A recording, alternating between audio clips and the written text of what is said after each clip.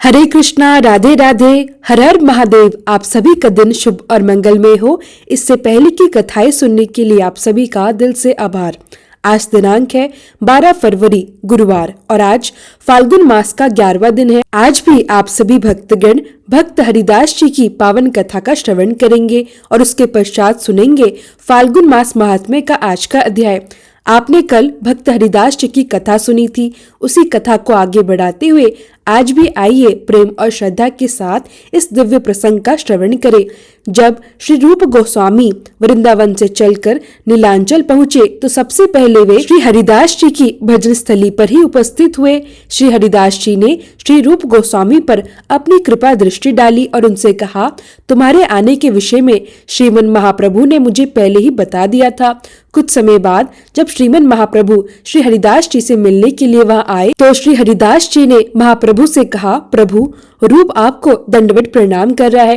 श्री हरिदास जी ने मिलने के पश्चात श्रीमन महाप्रभु ने श्री रूप गोस्वामी को प्रेम पूर्वक आलिंगन किया। इसके बाद महाप्रभु श्री हरिदास जी और श्री रूप गोस्वामी तीनों एक स्थान पर बैठ गए। महाप्रभु ने श्री रूप गोस्वामी से कुशल क्षेम की बातें पूछी, उनके विषय में जिज्ञासा की। फिर श्रीमन महाप्रभु ने श्री रूप गोस्वामी को आज्ञा दी कि तुम श्री हरिदास जी के साथ इसी स्थान पर निवास करो। इतना कहकर श्रीमन महाप्रभु अपने निवास स्थान पर चले गए। इसके बाद हर दिन महाप्रभु स्वयं आकर श्री हरिदास जी और श्री रूप गोस्वामी से मिलने लगे। श्री जगन्नाथ मंदिर से जो भी महाप्रसाद उन्हें प्राप्त होता वह प्रेम पूर्वक इन दोनों को दिया करते थे। श्री हरिदास जी अपने आप को मलिच्छ मानते थे और मंदिर की मर्यादा भंग होने की आशंका से श्री जगन्नाथ मंदिर नहीं जाते थे। इसी प्रकार श्री सनातन गोस्वामी और श्री रूप गोस्वामी भी श्रेष्ठ ब्राह्मण कुल में जन्म लेने पर भी मलिच्छ राजा के यहाँ नौकरी करने के कारण अपने आप को मलिच्छ के समान मानते थे। इसलिए वे भी श्री हरिदास जी के साथ एक ही स्थान पर रहा करते थे और श्री जगन्नाथ मंदिर के भीतर प्रवेश नहीं करते। इस प्रकार यद्यपि ये तीनों श्री जगन्नाथ मंदिर में प्रवेश नहीं करते थे, फिर भी श्रीमन महाप्रभु भगवान श्री जगन्नाथ के दर्शन करने के बाद इन तीनों को स्वयं दर्शन देकर अपने स्थान पर लौट जाते थे। हालांकि ये भक्त मंदिर में प्रवेश नहीं करते थे, फिर भी गुंडीज मंदिर मार्जन अर्थात मंदिर की साफ सफाई में पूरे उत्साह से भाग लेते थे और रथ यात्रा के समय श्रीमन महाप्रभु के भक्तों के साथ नृत्य और कीर्तन करते हुए भगवान श्री जगन्नाथ देव के दर्शन भी करते थे। रथ यात्रा से एक दिन पूर्व श्रीमन महाप्रभु ने सभी भक्तों को साथ लेकर गुंडीज मंदिर की साफ सफाई की। इसके बाद वे सभी भक्तों के साथ आई टोटा नामक बगीचे में गए और वहां कंदमूल फल आदि का भोजन किया। श्री हरिदास जी और श्री रूप गोस्वामी भी उस समय वहां उपस्थित थे। वे भक्तों को प्रसाद ग्रहण करते हुए बीच बीच में हरि हरि बोल कहते देखकर अत्यंत उल्लास से भर गए। महाप्रभु और सभी भक्तों द्वारा प्रसाद सेवा पूर्ण हो जाने के बाद श्री गोविंद प्रभु के द्वारा श्रीमन महाप्रभु का उच्चिष्ट प्रसाद श्री हरिदास जी और श्री रूप गोस्वामी को प्राप्त हुआ। उस उच्चिष्ट प्रसाद को पाकर श्री हरिदास जी और श्री रूप गोस्वामी प्रेम में मग्न होकर नृत्य करने लगे। चातुर्मास समाप्त होने के बाद गौड़ देश से आए सभी वैष्णव भक्त अपने अपने स्थानों को लौट गए, लेकिन श्री रूप गोस्वामी श्री हरिदास जी के साथ ही वही निवास करते रहे। एक दिन जब श्रीमन महाप्रभु उन दोनों से मिलने आए तो उन्होंने देखा कि श्री रूप गोस्वामी कुछ लिख रहे हैं। महाप्रभु को देखकर श्री हरिदास जी और श्री रूप गोस्वामी दोनों खड़े हो गए और उन्हें दंडवत प्रणाम किया। महाप्रभु ने दोनों को प्रेम से आलिंगन किया और फिर आसन ग्रहण किया। इसके बाद महाप्रभु ने श्री रूप गोस्वामी से पूछा, रूप तुम कौन सा ग्रंथ लिख रहे हो? इतना कहकर महाप्रभु ने एक पन्ना अपने हाथ में लिया और श्री रूप द्वारा लिखे गए अक्षरों को देखा। श्रीमन महाप्रभु उन अक्षरों को देखकर अत्यंत संतुष्ट हुए और उनकी भूरी भूरी प्रशंसा करने लगे। उस पन्ने पर लिखे एक श्लोक को देखकर जब महाप्रभु ने उसे पढ़ा तो वह प्रेमाविष्ट श्लोक था। उस श्लोक का अर्थ था, कृष्ण ये दो वर्ण न जाने कितने अमृत को अपने भीतर समेटे हुए हैं। जब ये वर्ण नट के समान मुख में नृत्य करते हैं तो ऐसा लगता है कि काश अनेक मुख प्राप्त हो जाए। जब ये कर्ण कुहर में प्रवेश करते हैं तो करोड़ों कर्ण प्राप्त करने की इच्छा होती है, और जब ये चित्त रूपी प्रांगण में उदित होते हैं तो समस्त इंद्रियों की क्रियाओं पर विजय प्राप्त कर लेते हैं। इस श्लोक को सुनते ही श्री हरिदास जी आनंद में विभोर हो गए और नृत्य करने लगे। वे श्लोक के अर्थ की अत्यंत प्रशंसा करने लगे। तब श्री हरिदास जी ने कहा, रूप, मैंने श्री कृष्ण नाम की महिमा शास्त्रों द्वारा और महापुरुषों द्वारा बहुत सुनी है, किंतु इस प्रकार की नाम महिमा मैंने कहीं भी नहीं सुनी। तब श्रीमन महाप्रभु ने दोनों को प्रेम पूर्वक आलिंगन किया और मध्याह्न स्नान, दोपहर की प्रसाद सेवा आदि के लिए समुद्र की ओर प्रस्थान किया। किसी अन्य दिन बहुत से भक्तों के साथ आकर महाप्रभु ने श्री रूप गोस्वामी द्वारा लिखे गए अनेक श्लोकों का श्रवण किया।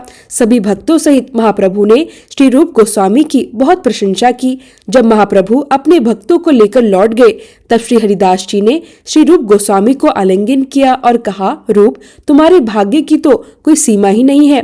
तुमने जिन श्रेष्ठ विचारों का वर्णन किया है उनकी महिमा कौन जान सकता है। तब श्री रूप गोस्वामी ने विनम्रता से कहा, मैं कुछ भी नहीं जानता। जो कुछ मुझसे कहलवाया जा रहा है वह सब श्रीमन महाप्रभु की कृपा से ही हो रहा है। इस प्रकार श्री रूप गोस्वामी और श्री हरिदास ठाकुर श्री कृष्ण कथा के रस में सुखपूर्वक अपना समय व्यतीत करने लगे। एक बार श्री सनातन गोस्वामी मथुरा मंडल से अकेले झारखंड के घने वनपथ से होते हुए पुरुषोत्तम धाम अर्थात श्री जगन्नाथपुरी की ओर जा रहे थे। लंबी यात्रा, मार्ग में शुद्ध जल का अभाव और लगातार उपवास के कारण उनके शरीर में गंभीर चर्म रोग हो गया। चर्म रोग की असहनीय पीड़ा और अपने आप को श्रीमन महाप्रभु की सेवा के लिए अयोग्य मानकर श्री सनातन गोस्वामी के मन में एक गहन विचार उत्पन्न हुआ। उन्होंने मन ही मन निश्चय किया कि जब वे श्री जगन्नाथपुरी पहुंचेंगे तब रथ यात्रा के समय श्री जगन्नाथ देव के रथ के पहियों के नीचे अपने शरीर का परित्याग कर देंगे। श्री जगन्नाथपुरी पहुंचने पर सबसे पहले उन्होंने सिद्ध महापुरुष श्री हरिदास ठाकुर जी के दर्शन किए।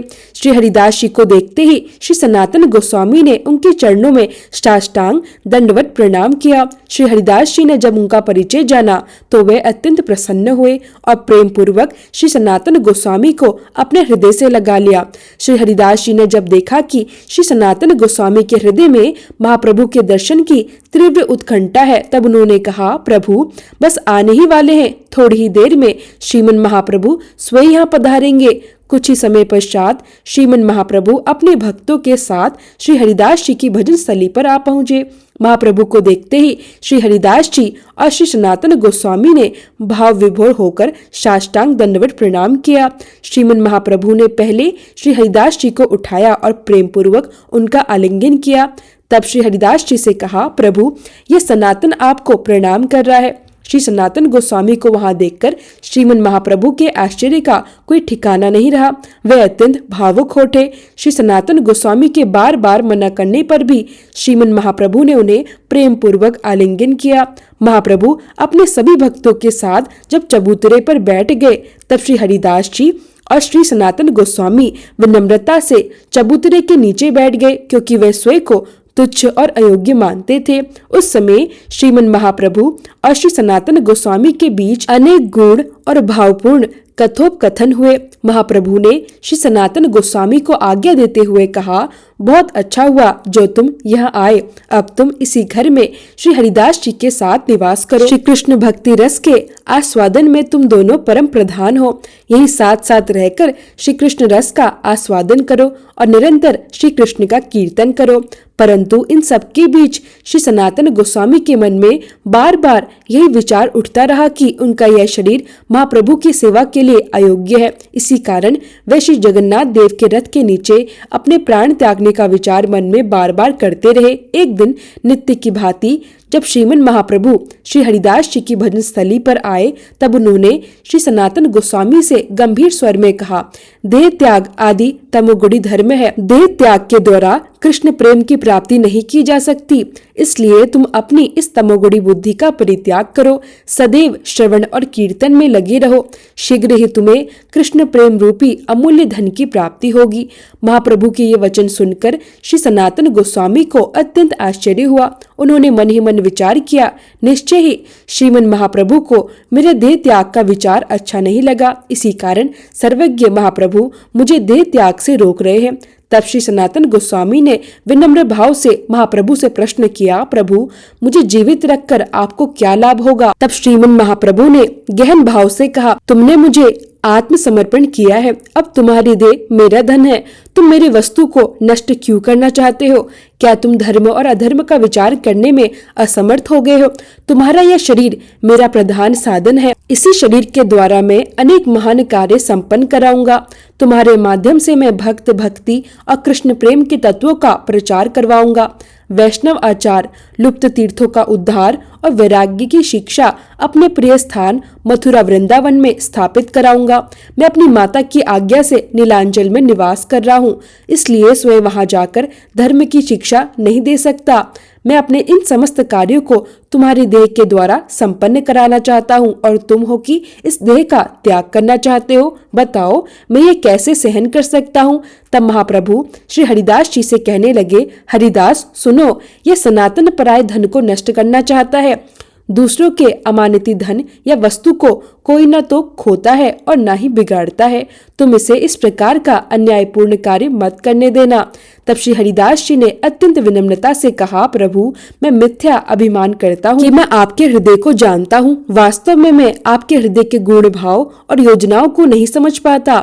आप किससे कौन सा कार्य करवाते हैं, यह बात जब तक आप स्वयं न बताएं तब तक कोई भी नहीं जान सकता। प्रभु आपने सनातन को जिस प्रकार अंगीकार किया है, ऐसा सौभाग्य और किसी का हो ही नहीं सकता। इतना कहकर श्रीमन महाप्रभु ने श्री सनातन गोस्वामी को आलिंगन किया और मध्याह्न स्नान आदि के लिए प्रस्थान किया। तत्पश्चात श्री हरिदास जी ने भी श्री सनातन गोस्वामी को हृदय से लगाते हुए कहा, सनातन तुम्हारे भाग्य की कोई सीमा नहीं है। प्रभु तुम्हारी देह को अपना निज धन मानकर स्वीकार करते हैं। तुम्हारे समान भाग्यशाली और कोई नहीं हो सकता। महाप्रभु अपने देह से जो कार्य नहीं कर सकते वह अब तुम्हारे माध्यम से पूर्ण करवाएंगे, और वह भी अपने प्रिय धाम मथुरा वृंदावन में। भगवान जो कार्य कराना चाहते हैं वह निश्चय ही पूर्ण होता है। यह तुम्हारा परम सौभाग्य है। श्रीमद् महाप्रभु भक्ति सिद्धांत मूलक शास्त्रों का प्रणयन, वैष्णव आचार का निर्णय, यह सब अब तुम्हारे द्वारा ही करवाएंगे। यही प्रभु की इच्छा है। सनातन मेरी यह देह प्रभु के किसी भी कार्य में नहीं लग पाई। भारत भूमि में जन्म लेकर भी मेरा जीवन व्यर्थ हो गया। हरिदास जी की दैन्य से भरी बातें सुनकर श्री सनातन गोस्वामी अत्यंत भाव विभोर हो उठे। तभी उन्होंने अत्यंत स्नेह और आदर के साथ कहा, आपके समान सौभाग्यशाली भला और कौन हो सकता है? श्रीमन महाप्रभु के समस्त भक्तों में आप परम सौभाग्यशाली है। श्रीमन महाप्रभु के अवतार का एक मुख्य प्रयोजन है श्री हरिनाम का प्रचार, और वही श्री हरिनाम प्रचार का कार्य महाप्रभु स्वयं आपके द्वारा करा रहे हैं। आप प्रतिदिन 3 लाख श्री हरिनाम का संकीर्तन करते हैं और सबके सामने श्री हरिनाम की महिमा का गान करते हैं। कोई कोई स्वयं तो भक्ति का आचरण करते हैं किंतु उसका प्रचार नहीं करते, और कोई कोई भक्ति का प्रचार तो करते हैं किंतु स्वयं उसका आचरण नहीं करते। लेकिन आप तो शुद्ध हरिनाम ग्रहण करने के कारण आचार्य भी हैं और उच्च स्वर से संकीर्तन करके समस्त जगतवासियों को नाम यज्ञ में दीक्षित करने के कारण प्रचारक भी हैं। इस प्रकार आप भी सबके गुरु हैं और समस्त जगत के पूज्य हैं। इस तरह श्री हरिदास जी और श्री सनातन गोस्वामी दोनों एक साथ रहकर श्री कृष्ण तथा अनेक प्रकार से रसास्वादन करते रहते हैं। श्रीमन महाप्रभु जब जब श्री सनातन गोस्वामी को देखते तब तब वे बलपूर्वक अर्थात प्रेम पूर्वक जबरदस्ती उनका आलिंगन करते। इस प्रकार बार बार आलिंगन किए जाने से श्री सनातन गोस्वामी के हृदय में बड़ा दुख उत्पन्न होने लगा। एक दिन उन्होंने इस विषय में श्री जगदानंद पंडित से परामर्श किया और अपने कर्तव्य के विषय में प्रश्न किया। तब श्री जगदानंद पंडित ने श्री सनातन गोस्वामी को यह उपदेश दिया कि वह रथ यात्रा के बाद वृंदावन लौट जाए। जब यह बात श्रीमन महाप्रभु तक पहुंची तो उन्होंने श्री जगदानंद पंडित को डांटा और उनकी उपेक्षा श्री सनातन गोस्वामी की श्रेष्ठता को स्पष्ट रूप से स्थापित किया। महाप्रभु ने श्री सनातन गोस्वामी से कहा, तुम शुद्ध भक्त हो, तुम्हारी देह का भद्र या अभद्र होना कोई अविचारणीय विषय नहीं है। विशेष रूप से मैं स्वयं सन्यासी हूँ, मेरे लिए तो इसका विचार करना कदापि उचित नहीं है। महाप्रभु की ये बात सुनकर श्री हरिदास जी बोले, प्रभु आपने अभी जो कुछ कहा है वह सब आपके द्वारा हमारी वंचना है। मैं इन सब बातों को स्वीकार नहीं करता। हम जैसे पतित और अधम जीवों को आपने जो अंगीकार किया है उसी से आपकी दीन दयालुता का गुण स्वतः ही प्रकाशित हो जाता है।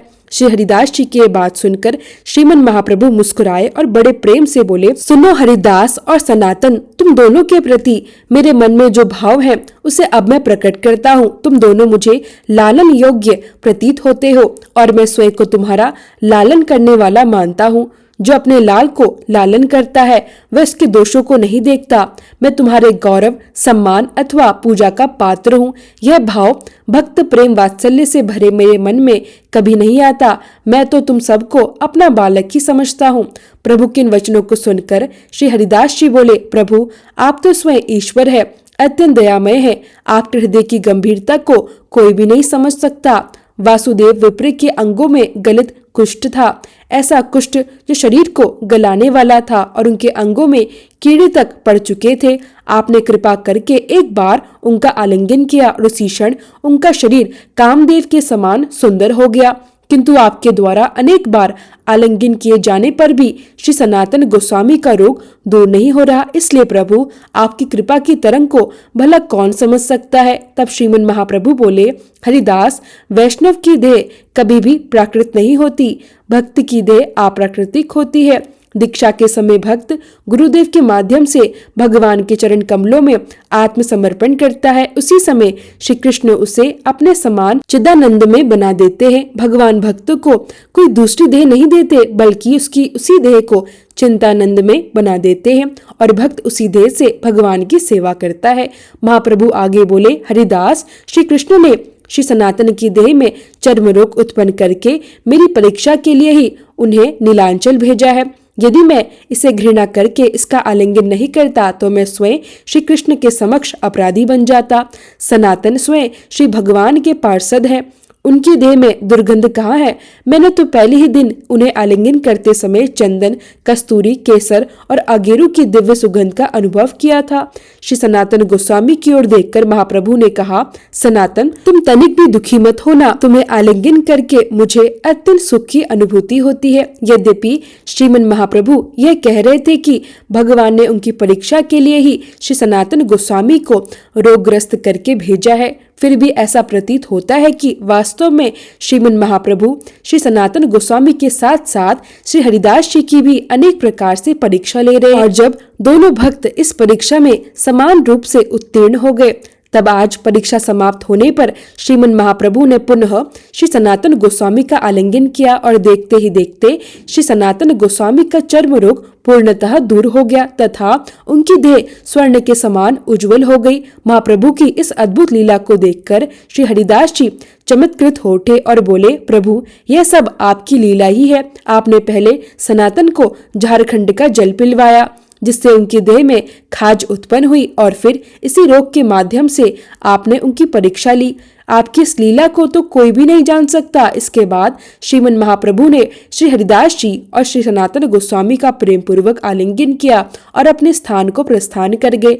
श्री हरिदास जी और श्री सनातन गोस्वामी जी श्रीमन महाप्रभु के दिव्य गुणों का गान करते करते प्रेम में पूर्णतः विभोर हो गए। इस प्रकार श्री सनातन गोस्वामी जी बहुत दिनों तक लीलांचल में श्री हरिदास जी के साथ रहते हुए श्री कृष्ण चैतन्य महाप्रभु की गुण कथाओं का निरंतर रसास्वादन करते रहे। यह थी श्री हरिदास जी और श्री सनातन गोस्वामी जी की पावन कथा। अब सुनिए आज का महात्म्य। श्री सूत जी कहते हैं, पूर्व काल में चंद्रवंशी राजा पूर्णनिधि मथुरा नामक पुरी का पालन पोषण किया करते थे। एक समय राजा पूर्णनिधि ने मथुरा में अपने पुत्र का राज अभिषेक किया। इसके पश्चात वह अंतपुर की रानियों के साथ स्नान करने की इच्छा से राम सेतु नामक तीर्थ की ओर प्रस्थान कर गए। उनके साथ उनकी चतुरंगी सेना भी थी। वहां धनुष कोटि में संकल्प पूर्वक स्नान करके राजा ने वहां के अन्य तीर्थों में भी विधि पूर्वक स्नान किया। तत्पश्चात उन्होंने अत्यंत भक्ति भाव से भगवान रामेश्वर की सेवा की। इस प्रकार राजा पूर्णनिधि ने बहुत समय तक उसी तीर्थ में सुखपूर्वक निवास किया। उसी तीर्थ में निवास करते हुए राजा पुण्यनिधि ने एक समय भगवान विष्णु को प्रसन्न करने वाला एक महान यज्ञ किया। यज्ञ की पूर्ण आहुति के पश्चात राजा अपनी पत्नी तथा परिवारजनों के साथ अवृत स्नान करने के लिए श्री रामचंद्र जी की धनुष कोटि में गए। वहां उन्होंने विधि पूर्वक स्नान किया। इस प्रकार जब राजा पुण्यनिधि उस पवित्र तीर्थ में निवास कर रहे थे, तभी एक दिन उनकी भक्ति की परीक्षा लेने के लिए भगवान विष्णु ने लक्ष्मी जी को भेजा।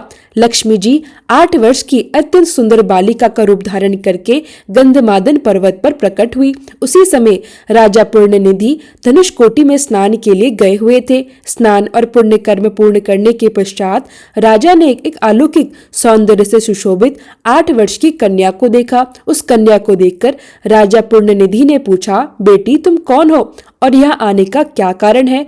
राजा के पूछने पर वह कन्या बोली, महाराज, ना मेरी कोई माता है, ना पिता, ना कोई भाई बंधु। मैं अनाथ हूँ। मैं आपकी पुत्री बनकर आपके घर में रहना चाहती हूँ।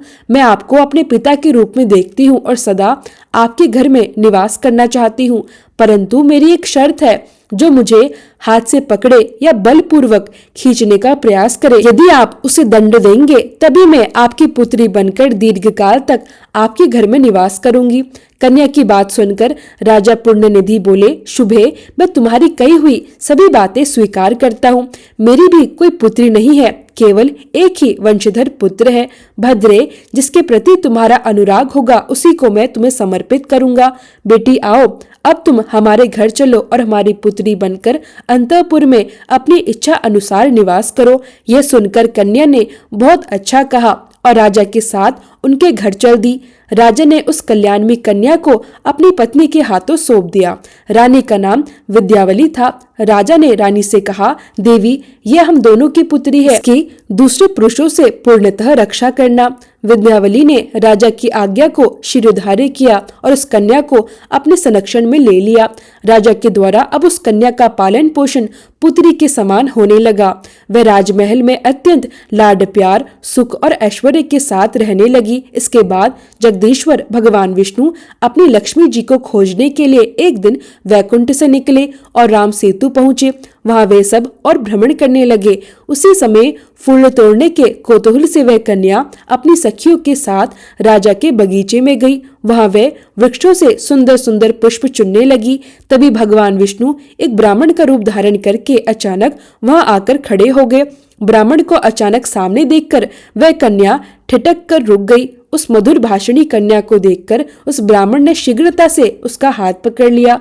यह देखकर वह कन्या अपनी सखियों के साथ बगीचे में जोर जोर से चिल्लाने लगी। उसकी चिल्लाहट सुनकर राजा पुण्यनिधि तुरंत वहां आ गए। राजा ने कन्या और उसकी सखियों से पूछा, बेटी बताओ, अभी तुम सब क्यों चिल्ला रही थी? तब वह कन्या बोली, हे पिताजी, इस ब्राह्मण ने हठ पूर्वक मेरा हाथ पकड़ लिया था। तात, वह यही इस वृक्ष के नीचे निर्भय होकर खड़ा है। राजा पुण्यनिधि परम बुद्धिमान और सद्गुणों के निधान थे। उन्होंने उस ब्राह्मण का यथार्थ बल न जानते हुए उसे बलपूर्वक पकड़ लिया। उसे रामेश्वर मंदिर में ले जाकर उसके पैरों में बेड़ियां डाल दी और हाथों को रस्सी से बांध दिया।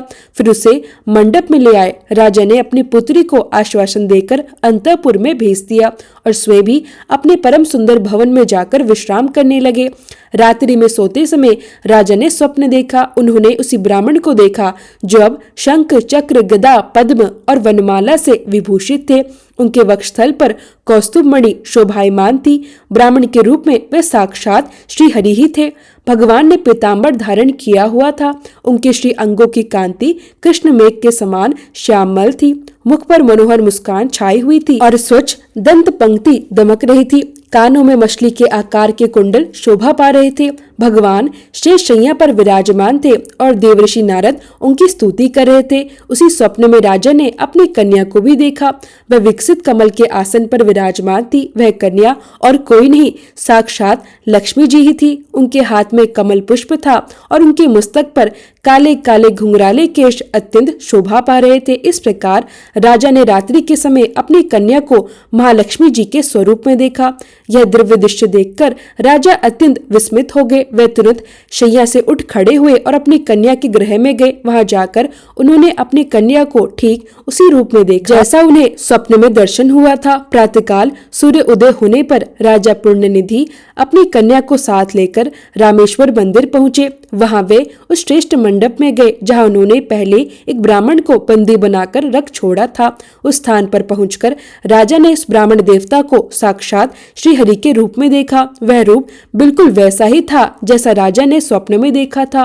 वनमाला, दिव्य चिन्हों और तेज से युक्त भगवान विष्णु को पहचान कर राजा भाव विभोर हो उठे। तभी राजा पुण्यनिधि ने भगवान की इस प्रकार स्तुति आरंभ की। हे कमलकांत, आपको मेरा कोटि कोटि प्रणाम है। हे गरुड़ ध्वज, कृपया मुझ पर प्रसन्न होइए। हे शंख चक्रधारी, आपको मेरा प्रणाम है। हे प्रभु, मेरे अपराध को क्षमा कीजिए। आप निगुण, अप्रेम्य और बुद्धि के साक्षी भगवान विष्णु हैं। आपको मेरा बारंबार प्रणाम है। हे कृपा मूर्ति, हे मधुसूदन, मेरा यह अपराध कृपा क्षमा कीजिए। राजा को अपनी भूल का गहरा प्रायश्चित हो रहा था। इस प्रकार महाविष्णु की स्तुति करने के पश्चात राजा पुण्यनिधि ने संपूर्ण जीवों की जननी श्री लक्ष्मी जी की भी स्तुति की। राजा बोले, हे संपूर्ण जगत को धारण करने वाली देवी, आपको मेरा प्रणाम है। आप भगवान विष्णु के वक्षस्थल में निवास करने वाली है। आपको मेरा प्रणाम है। हे समुद्र से प्रकट हुई हरिप्रिया महालक्ष्मी, आपको मेरा प्रणाम है। आप ही सिद्धि, पुष्टि, स्वधा, स्वाहा, संध्या, प्रभा, धात्री, भूति, श्रद्धा, मेधा और सरस्वती है। मैं आपको बारंबार प्रणाम करता हूँ। हे देवेश्वरी, आप ही यज्ञ विद्या, महा अतिशय शोभा, ग्रह विद्या, आत्म विद्या तथा सभी प्राणियों को मुक्ति देने वाली है। हे जगदम्बिके, आप संसार की रक्षा करने वाली है। कृपया अपनी दया दृष्टि से मेरी रक्षा कीजिए। हे महेश्वरी, आपको मेरा नमस्कार है। इस प्रकार महालक्ष्मी जी की स्तुति करने के पश्चात राजा ने पुनः भगवान विष्णु से विनम्र प्रार्थना की। राजा बोले, हे श्री हरि, मैंने अज्ञानवश आपके चरणों में बेड़ी डालकर जो अपराध किया है वह स्पष्ट रूप से द्रोह है। यदि संभव हो तो हे मधुसूदन, कृपया मेरे इस अपराध को क्षमा करें। आप संपूर्ण जगत के पिता हैं और पिता को पुत्र के अपराध क्षमा कर देने चाहिए। आपने अपराधी दैत्यों तक को अपना स्वरूप प्रदान किया। हे भगवान, मेरे इस अपराध को भी आप क्षमा कर दीजिए। हे कृपा निधि, मारने के लिए आई हुई पूतना को भी आपने अपने चरण कमलों में स्थान दिया। हे लक्ष्मीकांत, हे केशव, मुझ पर अपनी कृपापूर्ण दृष्टि डालिए। राजा की इस विनम्र प्रार्थना को सुनकर भगवान विष्णु मुस्कुराते हुए बोले, हे राजन, मुझे बंधन में डालने के कारण जो भय तुम्हारे मन में है उसे त्याग दो। भय मत करो। तुमने तो इस तीर्थ में मेरी प्रसन्नता के लिए ही यज्ञ किया है, इसलिए तुम मेरे प्रिय भक्त हो। हे शत्रुदमन, मैं तो भक्तों के अपराध सदैव क्षमा करता हूँ। भगवान विष्णु आगे बोले, तुम्हारी भक्ति की परीक्षा लेने के लिए ही मेरी प्रेरणा से मेरी प्रिया लक्ष्मी जी तुम्हारे घर आई थी। तुमने उनका भली भांति संरक्षण किया है, इसलिए मैं तुमसे अत्यंत प्रसन्न हूँ। संसार में जो पुरुष मेरे स्वरूप भूता महालक्ष्मी जी में भक्ति रखता है वे मेरा भी भक्त कहलाता है, और जो उनका अपमान करता है वह मेरा देश पात्र माना जाता है। तुमने भक्ति पूर्वक उनका पूजन किया, इसलिए तुम्हारे द्वारा मेरी भी पूजा संपन्न हो गई। क्योंकि लक्ष्मी जी मुझसे अभिन्न है, इसलिए तुमने कोई अपराध नहीं बल्कि पूजन ही किया है। मेरे स्वरूप भूता लक्ष्मी जी संपूर्ण जगत की माता और वेद्यते रूपा है। उनकी रक्षा करते हुए जो तुमने मुझे बंधन में डाला वह मुझे अत्यंत प्रिय लगा, और यह लक्ष्मी जी वास्तव में तुम्हारी पुत्री है। तब लक्ष्मी जी भी बोली, हे राजन, तुमने अपने घर में मेरी रक्षा की, इससे मैं तुम पर बहुत प्रसन्न हूँ। तुम्हारी भक्ति की परीक्षा लेने के लिए ही मैं और भगवान दोनों यहाँ आए थे। तुम्हारे मन, संयम, योग और भक्ति भाव से हम दोनों अत्यंत प्रसन्न हैं। हमारी कृपा से तुम्हें सदा सुख की प्राप्ति होगी। हमारे चरणों में तुम्हारी अविचल भक्ति सदैव बनी रहेगी। देहावसान के बाद तुम्हें मोक्ष की प्राप्ति होगी। इसके पश्चात भगवान विष्णु पुनः बोले, हे राजन, जिस रूप में तुमने मुझे यहाँ बेड़ी से बांधा है उसी रूप से मैं इस मंडप में सदैव निवास करूंगा। यहाँ मेरी प्रसिद्धि सेतु माधव के नाम से होगी। जो मनुष्य यह सेतु माधव की पूजा और सेवा करेंगे वे संपूर्ण मनोरथों को प्राप्त करेंगे और अंत में सायुज्य मोक्ष पाएंगे। तुम्हारे द्वारा किए गए मेरे और लक्ष्मी जी के स्तोत्र जो श्रद्धा से पढ़ेंगे, सुनेंगे या लिखेंगे उनकी मेरे परमधाम से कभी पुनरावृत्ति नहीं होगी। ऐसा कहकर भगवान विष्णु सदैव के लिए वही निवास करने लगे। राजा पुण्यनिधि ने सेतु माधव रूपी भगवान विष्णु को प्रणाम किया, भक्ति भाव से उनकी महापूजा की और श्री रामेश्वर का सेवन कर अपने गृह को लौट गए। मथुरा में उन्होंने अपने पुत्र को राजा बनाया और स्वयं जीवन भर सेतु तीर्थ में निवास किया। मृत्यु के पश्चात उन्हें मोक्ष की प्राप्ति हुई। उनकी पत्नी विद्यावली भी पति के साथ उत्तम गति को प्राप्त हुई। जो प्रतिदिन सेतु तीर्थ में भक्ति पूर्वक सेतु माधव का दर्शन करता है उसे पुनर्जन्म नहीं मिलता। जो सेतु तीर्थ की रेणु गंगा जी में अर्पित करता है वह वैकुंठ धाम को प्राप्त होता है। जो गंगा जल से भगवान रामेश्वर को स्नान कराता है और उसका भार सेतु तीर्थ में रखता है वह परब्रह्मा को प्राप्त होता है। हे ब्राह्मणों, इस प्रकार तुमसे भगवान सेतु माधव की महिमा कही गई। ऋषियों से ऐसा कहकर श्री सूत जी महाराज कुछ क्षणों के लिए मौन हो गए। जय भोलेनाथ। आज के अध्याय में बस इतना ही। आगे की कथा आप सभी अगले अध्याय में अवश्य सुनिए।